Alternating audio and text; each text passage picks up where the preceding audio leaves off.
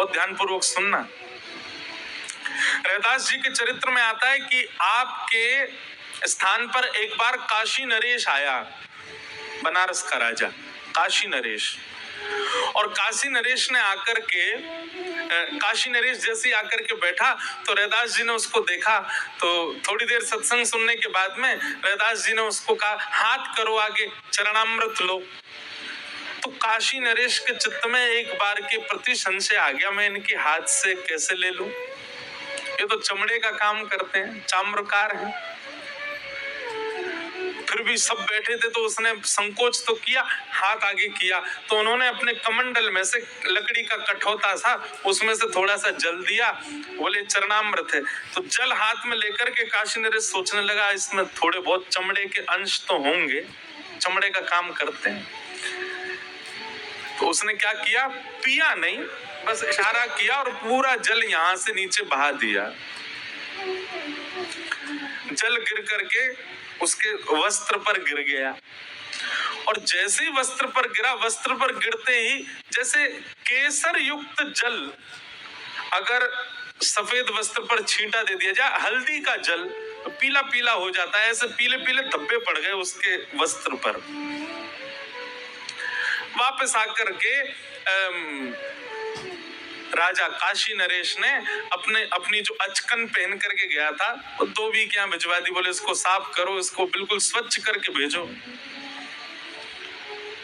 धोबी ने देखा कि ये इस पर धब्बा पड़ा है, पूछा सैनिकों से धब्बा कैसे लग गया, बोले कि वो रैदास जी ने चरणामृत दिया, राजा ने पिया तो वो वही। काशी नरेश ने अपनी जो अचकन पहन करके गया था वो धोबी के यहाँ भिजवा दी, बोले इसको साफ करो, इसको बिल्कुल स्वच्छ करके भेजो।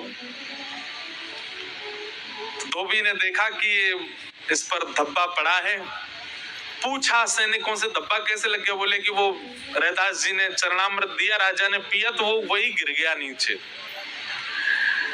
धोबी ने उसको निकालने के लिए पहले तो खूब प्रयास किया, वो नहीं निकला तो धोबी ने अपने मुख का प्रयोग किया, अपने दांतों से उसको कुरेदने लगा, जो पीले पीले धब्बे पड़े थे। तो उसके कारण उस चरणामृत का थोड़ा सा अंश धोबी के मुख में चला गया और वो एक अंश मुख में जाती धोबी के नेत्र बंद हो गए। नेत्र बंद होते जैसे थोड़ी देर में खुले तो जिसको देखे उसमें उसको राम जी दिखने लगे, वो जिसका दर्शन करे उसमें साक्षात प्रभु श्री राम के दर्शन होने लगे। अब तो वो रात दिन राम राम राम राम जपे, अपनी पत्नी को देखे तो पत्नी को देख के भी कहे, हाँ राम जी आज कैसी सुंदर साड़ी पहन करके आए हो। पत्नी कहे, ये क्या बोल रहे हो, तुमको हम में राम जी दिख रहे हैं। किसी अपने बालक को देखे, ओहो नन्हे से राम जी कैसे मधुर मधुर चल रहे हैं।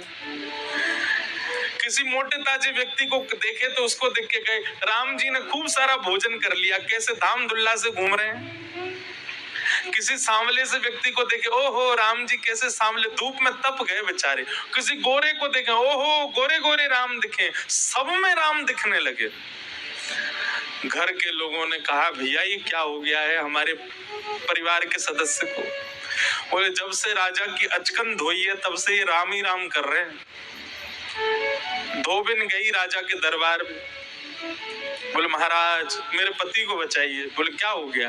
बोले आपकी अचकन आई थी धुलने के लिए, उसमें कुछ धब्बे लगे थे, रैदास जी के यहाँ आपने चरणामृत पिया था उसके वो धब्बे थे।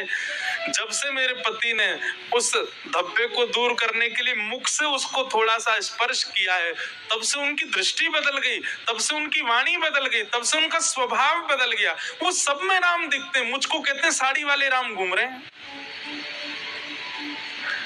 काशी नरेश ने जैसे ये बात सुनी, धोबी की जाकर के स्थिति देखी, वो जिद देख रहा है वहां राम जी दिख रहे हैं। काशी नरेश समझ गए, बोले मैंने रैदास जी के द्वारा दिए गए उस चरणामृत का अपमान किया और इस धोबी ने एक अंश मुख में धारण कर लिया, इसकी दृष्टि बदल गई। काशी नरेश फिर से गए रैदास जी के पास और रैदास जी के पास जाकर के और फिर से उन्होंने अब पिछली बार तो रैदास जी ने दिया था, अब की बार राजा बोला महाराज थोड़ा चरणामृत दे दो। तो रैदास जी बोले भगवान आप काशी नरेश हैं, मैं एक चाम्रकार व्यक्ति हूँ, मेरे यहाँ की वस्तु आपके योग्य नहीं है, मेरे यहाँ की वस्तु आपके सेवन के योग्य नहीं है, क्षमा करें, मैं आज तो नहीं दे पाऊंगा। राजा के नेत्र सजल हो गए, क्षमा मांगने लगे, बोले भगवान मैं आपके रूप को जान नहीं पाया, मैं आपके भाव को समझ नहीं पाया, मैं आपकी स्थिति नहीं पहचान पाया, उसके लिए मुझे क्षमा करें। ये परम धार्मिक व्यक्ति का स्तर है। जात पात पूछे नहीं को, हरि को भजे सो हरि को हो। एक बात बताएं आपको, हम जातियों में व्यवस्थित कब तक हैं पता है? जब तक हम ठाकुर जी के नहीं हुए, जब तक हम कोई श्रेष्ठ नहीं बने। जैसे ही हम ठाकुर जी के हो जाते हैं, भक्ति के प्रवर्तक हो जाते हैं, भक्ति में श्रेष्ठ हो जाते हैं, फिर कोई नहीं पूछता कि आप ब्राह्मण हो, आप क्षत्रिय, आप वैश्य हो, आप शूद्र हो, कौन हो, आप जो भी हो, आप श्रेष्ठ हो।